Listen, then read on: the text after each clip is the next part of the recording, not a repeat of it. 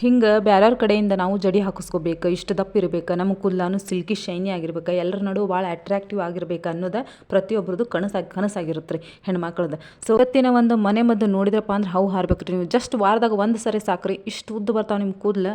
ಸಖತ್ತಾಗಿರುತ್ತೆ. Benefits ಮಾತ್ರ skip ಮಾಡಿದಾಗ ನೀವು ಎಂಡ್ ತನಕ ನೋಡಲೇಬೇಕು. ಈ ಒಂದು ಮನೆ ಮದ್ದಿಂದ ಏನೇನೆಲ್ಲ ಬೆನಿಫಿಟ್ಸ್ ಅದಾವಂತೆ ಫಟಾಫಟನ್ ಸ್ವೀಟಾಗಿ ಶಾರ್ಟಾಗಿ ಹೇಳ್ಬಿಡ್ತೀನಿ. ಸೊ ನೋಡಿಬಿಡ್ರಿ. ನಿಮ್ಮ ಕೂದಲು ತೆಳ್ಳಗಿದ್ರೆ ದಪ್ಪ ಮಾಡುವಂಥ ಕೆಲಸ ಮಾಡುತ್ತೆ. ಇವಾಗ ಉದ್ದಿರ್ತಾರೆ ಒಬ್ಬೊಬ್ರು ಕೂದಲು, ತಿಕ್ನೆಸ್ ಇರಂಗಿಲ್ಲ, ಅದಕ್ಕೆ ವ್ಯಾಲ್ಯೂಮ್ನೆಸ್ ಇರಂಗಿಲ್ಲ, ಡೆನ್ಸಿಟಿ ಇರಂಗಿಲ್ಲ, ಆಮೇಲೆ ತಲೆ ಒಳಗೆ ಹೊಟ್ಟಾಗ್ತಾ ಇರುತ್ತೆ, ಹೇರ್ ಫಾಲ್ ಜಾಸ್ತಿ ಆಗ್ತಾ ಇರುತ್ತೆ, ಗ್ರೋತ್ ಇರಂಗಿಲ್ಲ.